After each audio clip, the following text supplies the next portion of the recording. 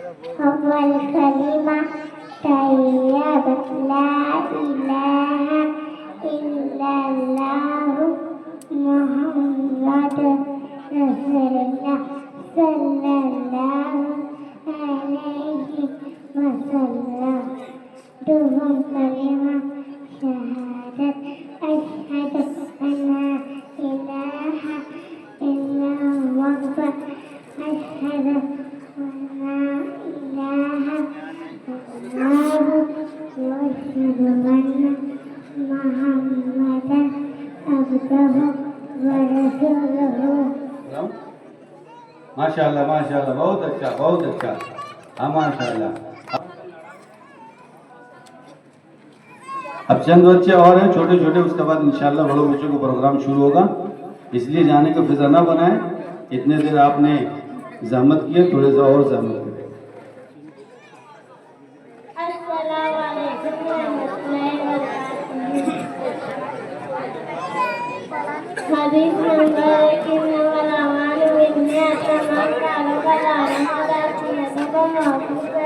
حدیث نمبر حدیث نمبر حدیث کو رکھتا ہے. حدیث نمبر 3 السلام کا بات کرنے سے پہلے سلام کرو. حدیث نمبر 4 ایمان صبر ادب پاکی آدھا ایمان ہے. حدیث نمبر 5 الوضو مفتاح الصلاۃ اور نماز کی کنجی ہے. السلام وعلیکم السلام. ماشاءاللہ ماشاءاللہ، اللہ قبول فرمائے. اب اس کے بعد میں بلاؤں گا بلبل. آ جائے بلبل. زینب بلبل.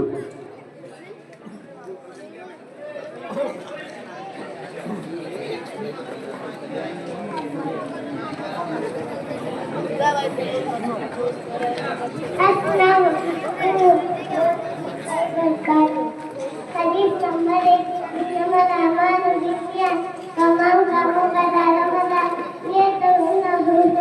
حدیث نمبر 2 مصباح اور صبح کا کھانا جس کو رکھتا ہے. حدیث نمبر 3 اسلام کا فیصلہ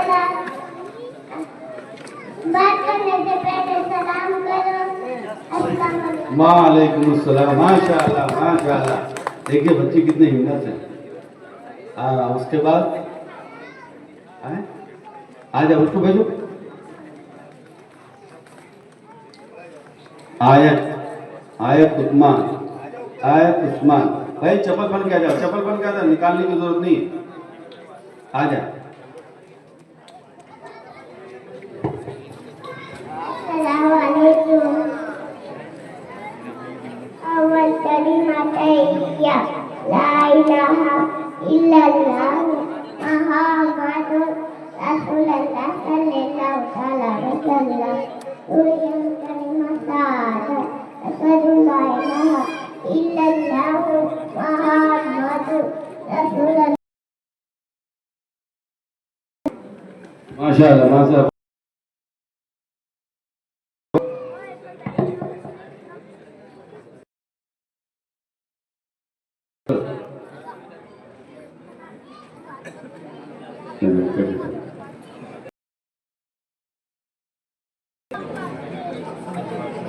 بھائی یہ بچوں کا پروگرام ہے ماشاءاللہ. بچے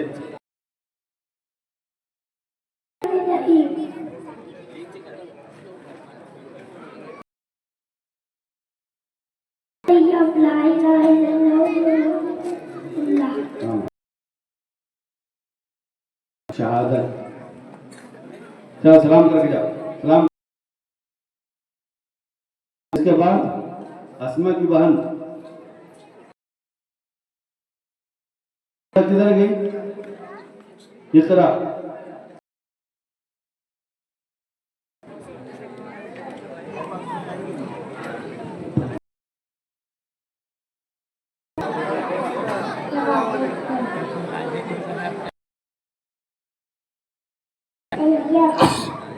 لا إله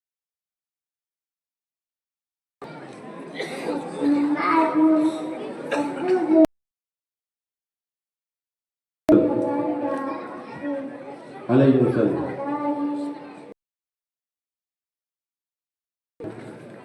ماشاءاللہ. بس الحمدللہ بچے جتنے بھی تھے.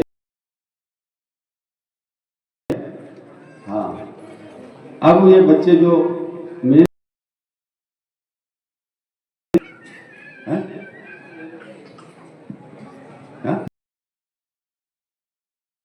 اب تو بچے ختم ہو گئے, چھوٹے بچے ختم ہو گئے. اب اس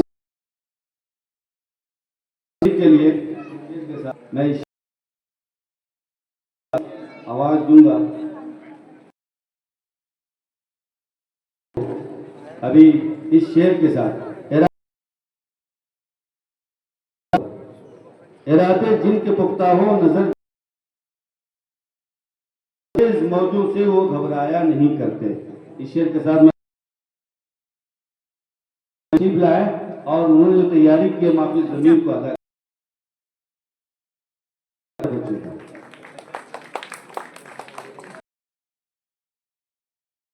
السلام علیکم ورحمۃ اللہ وبرکاتہ. إلى سبيل الرشاد يهدي من يشاء إلى طريق المداد ويضل من يشاء بعدله إلى طريق الكافر والفساد. والصلاة والسلام على رسوله النسيه المصادق الأمين. أما بعد فأعوذ بالله من الشيطان الرجيم. بسم الله الرحمن الرحيم. قال الله تعالى في القرآن المجيد والفرقان الحميد لا إكراه في الدين قد تبين الرشد من الغي. محترم حضرات, سامعین کرام, اسلام کی فطرت میں قدرت نے لچک دی ہے, اتنا ہی ابھرے گا جتنا کہ دبائے گے. آج اسلام دشمن طاقتوں کی طرف سے یہ اعتراض بڑے زوروں و شوروں کے ساتھ اٹھایا جا رہا ہے کہ اسلام اپنی بلند تعلیمات نہیں بلکہ طاقت کے بلبوتے پر دنیا میں پھیلا. اسلام کی حیرت انگیز اشاعت اور دنیا کے کونے کونے میں اتنی سرعت کے ساتھ پھیل جانے کا راز یہ ہے کہ مسلمانوں نے دین اسلام پھیلانے کے لیے تلوار کا استعمال کیا, زور و زبردستی سے اپنا کلمہ پڑھوایا. یہ اعتراض جتنے شد و مت کے ساتھ اٹھایا جا رہا ہے, حقیقت تو یہ ہے کہ اتنا ہی بے وقت اور کمزور ہے. اگر کوئی معمولی سمجھ رکھنے والا انسان بھی اسلامی تاریخ کا مطالعہ کرے تو اسے ہی اس کے غلط ٹھہرانے میں کوئی کام نہیں ہوگا. اسلامی تاریخ کا ہر قاری یہ فیصلہ کرنے پر مجبور ہو جائے گا کہ مسلمانوں پر دین اسلام تلوار کے زور سے پھیلانے کا الزام غلط اور بے بنیاد ہے. اسلام دنیا میں اعلیٰ تعلیمات کی وجہ سے پھیلا ہے. اسلام کی اشاعت میں لوہے کی تلوار نہیں, اس کے بلند اخلاق کی تلوار تھی, جنہوں نے وہ کر دکھایا جو بڑی سے بڑی فوج اور بڑا سے بڑا لشکر بھی انجام نہیں دے سکتا. قرآن شریف میں صاف طور سے اعلان کر دیا گیا ہے لا اکراہ فی الدین, دین کے معاملے میں کوئی زبردستی اور جبر نہیں. قرآن نے یہ بھی واضح طور پر کہہ دیا ہے کہ جس کا جی چاہے ایمان کی دولت سے مالا مال ہو اور جس کا جی چاہے کفر و شرک کے اندھیروں میں بھٹکتا پھرے. اسلام کسی پر بھی جبر وغور کر کے اپنا کلمہ پڑھوانے کے حق میں نہیں ہے. آئیے اشاعت اسلام کی ابتدائی تاریخ کا مطالعہ کرے تاکہ یہ بات کھل کر سامنے آ سکے کہ اسلام دنیا میں کیسے پھیلا اور اس کی اشاعت لوہے کے تلوار کا نتیجہ تھی یا اس کے بلند تعلیمات کے فیوز و برکات تھے جنہوں نے ساری دنیا کو مجبور کر دیا کہ وہ اسلام کے دامن میں پناہ لے. دنیا کفر و شرک کے اندھیروں میں بھٹک رہی تھی, انسان خدا کو بھول چکا تھا, خدا کی ہدایت سے ناواقف اور خدا کے راستے سے ہٹا ہوا تھا. ظلم اور زیادتی ہر طرف سے عام تھی, جرم کو جرم اور گناہ کو گناہ سمجھنے کا احساس اب ختم ہو چکا تھا. ایسا خوفناک ماحول تھا اور ایسے ماحول میں اللہ کے رسول صلی اللہ علیہ وسلم مبعوث کیے گئے. اللہ کے رسول حق کی طرف بلانے والے تنہا تھے, خدا کے راستے کی طرف پکارنے والے اکیلے تھے.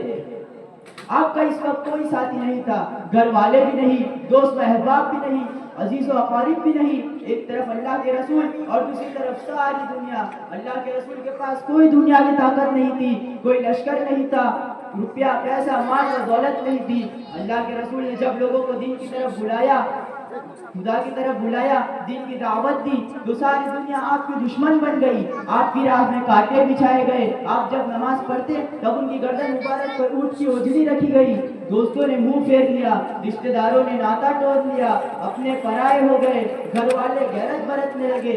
ہر طرف سے آپ کی آواز کو دبایا گیا, آپ کو دین کی دعوت سے روکا گیا, اسلام کو مٹانے کی کوشش کی گئی. اور جس نے اس پکار پر لبیک کہا اسے مکہ کی گلیوں میں گھسیٹا گیا, اسے مارا پیٹا گیا. سخت گرمی میں عرب کی جلتی ریت پر لیٹا کر سینے پر پتھر کی بھاری چٹان رکھی گئی. ان ساری کوششوں کے باوجود بھی جب وہ اللہ کے رسول صلی اللہ علیہ وسلم کے ساتھیوں کو شرک کرنے پر مجبور نہ کر سکے، رسول خدا کو دین کی دعوت سے باز نہ رہ سکے، تو انہیں گھر سے بے گھر کر دیا گیا، انہیں مدینے جانے پر مجبور کر دیا۔ اللہ کے رسول یہ ساری تکلیفیں سہتے رہے مگر چپ چاپ برداشت کرتے رہے اور لوگوں کو برابر دین کی طرف بلاتے رہے۔ رسول خدا ایک درخت کے نیچے آرام فرما رہے ہیں، آپ کے ساتھی آپ سے کچھ دوری پر ہے، ایک دشمن نے موقع اچھا دیکھ کر تلوار سوت لی اور آپ کے سینے میں جا پہنچا۔ اس گستاخ کے انداز میں رسول خدا کو جگایا اور بڑے غرور سے کہنے لگا، اے محمد صلی اللہ علیہ وسلم، بتاؤ اب تم کو میرے ہاتھ سے کون بچا سکتا ہے؟ اللہ! رسول خدا صلی اللہ علیہ وسلم کی زبان سے ایک سادہ مگر پر اثر لفظ نکلا، جانے کون سی تاثیر تھی اس لفظ میں، اتنا سنتے ہی دشمن تھر تھر کانپنے لگا، تلوار ہاتھ سے چھوٹ گئی۔ رسول خدا اٹھے، تلوار ہاتھ میں لی اور بارواں انداز میں دریافت فرمایا، تم اب تک مجھ سے پوچھ رہے تھے کہ میرا بچانے والا کون ہے، اب میں تم سے پوچھتا ہوں کہ تم کو میرے ہاتھ سے کون بچا سکتا ہے؟ دشمن کا ایمان خدا پر نہیں تھا، اس نے جواب دیا، آپ ہی بچا سکتے ہیں، اگر آج آپ مجھ پر رحم نہ فرمائے تو اب مجھے کوئی نہیں بچا سکتا۔ رسول خدا صلی اللہ علیہ وسلم نے ایک جانی دشمن کو بغیر کسی طرز کے چھوڑ دیا، پھر وہ اپنے ساتھیوں میں چلا گیا اور اس کے اخلاق کا یہ اثر ہوا کہ مکہ فتح ہونے کے بعد اس شخص نے اسلام قبول کر لیا۔ مکہ فتح ہو چکا ہے، صحن مکہ میں سارے مکہ کے لوگ جمع ہے، وہ سبھی جنہوں نے رسول خدا صلی اللہ علیہ وسلم اور رسول خدا کے ساتھیوں کو طرح طرح کی تکلیفیں پہنچائی تھی، اسلام کو مٹانے کی کوشش کی تھی، رسول خدا کی راہ میں کانٹے بچھائے تھے، ان میں ابو سفیان بھی تھے جنہوں نے جنگ بدر کے بعد سے پے در پے مدینہ منورہ پر حملہ کیا تھا، دین اسلام کو نابود کرنے کا ناپاک منصوبہ بنایا تھا، وہ عندہ بھی تھی جنہوں نے ہمارے نبی صلی اللہ علیہ وسلم کے پیارے چچا حضرت حمزہ رضی اللہ تعالیٰ عنہ کے ناک کان کاٹ کر گلے کا ہار بنایا تھا، وہ وحشی بھی آپ کے قابو میں تھا جنہوں نے ہمارے نبی کے پیارے چچا کے خون میں ہاتھ رنگے تھے، سارے دشمن آپ کے سامنے بے بس اور مجرموں کی طرح کھڑے تھے، آپ چاہتے تو ان سے ایک ایک ظلم کا بدلہ لے سکتے تھے، گن گن کر ہر ایک جرم کی سزا دے سکتے تھے، لیکن یہ آپ کا بے انتہا عفو و کرم تھا، رحمت تھی کہ آپ نے اعلان فرما دیا، لا تصرف علیکم یوم انتم الطلقاء، آج تم پر کوئی سرزنش نہیں، جاؤ تم سب آزاد ہو۔ پھر یہ معافی کا اعلان اتنا عام ہوتا ہے کہ فرمایا جا رہا ہے، جو کعبے میں پناہ لے اسے بھی امن ہے، جو ابو سفیان کے گھر میں پناہ لے وہ بھی معمون ہے، اور جو اپنے گھر کا دروازہ بند کر لے وہ بھی امن میں ہے۔ اس رحمت کو دیکھ کر، اس عفو گزر سے متاثر ہو کر عرب کے باشندے اسلام کی دامن میں پناہ لینے کے لیے بےتاب ہو جاتے تھے، ابو سفیان اسلام قبول کر لیتے ہیں، وحشی دریا اسلام میں داخل ہو جاتے ہیں اور اندہ کی زبان سے بے اختیار یہ الفاظ نکل جاتے ہیں، اے رسول خدا، آج سے پہلے آپ کے خیمے سے زیادہ کوئی خیمہ میرے لیے قابل نفرت نہ تھا، اور آج آپ کے خیمے سے زیادہ کوئی خیمہ مجھے پیارا نہیں۔ خلیفہ وقت حضرت علی رضی اللہ تعالیٰ عنہ ایک بازار سے گزر رہے ہیں، ان کی نظر ایک یہودی پر پڑی جو ایک زرہ بیچ رہا تھا، حضرت علی رضی اللہ تعالیٰ عنہ ایک لمحے کے لیے کھٹک گئے، یہ زرہ تو خود ان کی اپنی تھی جو کچھ دن پہلے گم ہو گئی تھی۔ خلیفہ وقت نے اس یہودی سے زرہ چھیننے کے بجائے اس یہودی کو پوچھا، یہ زرہ تو ان کی اپنی ہے، اسے کہاں سے ملی؟ یہودی نے صاف انکار کر دیا اور کہنے لگا کہ یہ اسے کہیں سے ملی نہیں ہے بلکہ یہ اسی کی ہے۔ حضرت علی رضی اللہ تعالیٰ عنہ نے اس یہودی سے زبردستی زرہ چھیننے کے بجائے عدالت کا دروازہ کھٹکھٹایا اور یہودی کے خلاف مقدمہ درج کر دیا۔ عدالت میں ترکین کا بیان ہوا اور قاضی عدالت نے دعوے کے ثبوت میں گواہ لانے کو کہا۔ حضرت علی رضی اللہ تعالیٰ عنہ کی طرف سے ان کے بیٹے حسن رضی اللہ تعالیٰ عنہ اور ان کے غلام نے گواہی دی، مگر قاضی عدالت نے ان کا مقدمہ یہ کہہ کر خارج کر دیا کہ اسلامی عدالت میں باپ کی گواہی بیٹے کے حق میں اور غلام کی گواہی آقا کے حق میں متعبر نہیں ہوتی، اس لیے آپ دوسرے گواہ پیش کیجئے۔ حضرت علی رضی اللہ تعالیٰ عنہ دوسرے گواہ پیش نہ کر سکے اور قاضی کے فیصلے کو قبول کر کے واپس چل دیے۔ یہودی اس بےلاغ فیصلے اور اسلام کی انصاف پسندیدگی کو دیکھ کر چلا اٹھا، اس نے حضرت علی کو آواز دی اور کہا، بے شک یہ ذرہ آپ کی تھی، آج اسلام کی صداقت اور حقائقت نے میرے دل میں گھر کر لیا ہے اور میں اسلام قبول کرتا ہوں۔ ان حقائق کے باوجود بھی اگر کوئی شخص یہی کہا جاتا ہے کہ اسلام تلوار کے زور سے پھیلا ہے، اس کا کلمہ زور و زبردستی سے پڑھوایا گیا ہے، تو ایسے شخص کے بارے میں یہی رائے قائم کی جائے گی کہ اس کے دماغ میں خلل ہے، اور اب ایسے شخص کا علاج یہی ہے کہ اسے کسی پاگل خانے بھیج دیا جائے۔ میں اسی کے ساتھ اپنی تقریر ختم کرتا ہوں۔ السلام علیکم۔ ماشاءاللہ ماشاءاللہ، اس بال بچے کو ماشاءاللہ بہترین انداز میں انہیں تقریر کی، ماشاءاللہ ماشاءاللہ۔ میں تمام سے گزارش کرتا ہوں ماں بہنوں سے کہ اپنے بچوں کو جو ہے ذرا گود میں لے کے بیٹھے تاکہ بھاگ دوڑ نہ ہوئے. اپنا پروگرام انشاءاللہ بھی ایک آدھا گھنٹہ اور چلے گا اور میں دعا کرتا ہوں کہ انشاءاللہ اچھے ابھی جو بڑے بڑے بچوں کا پروگرام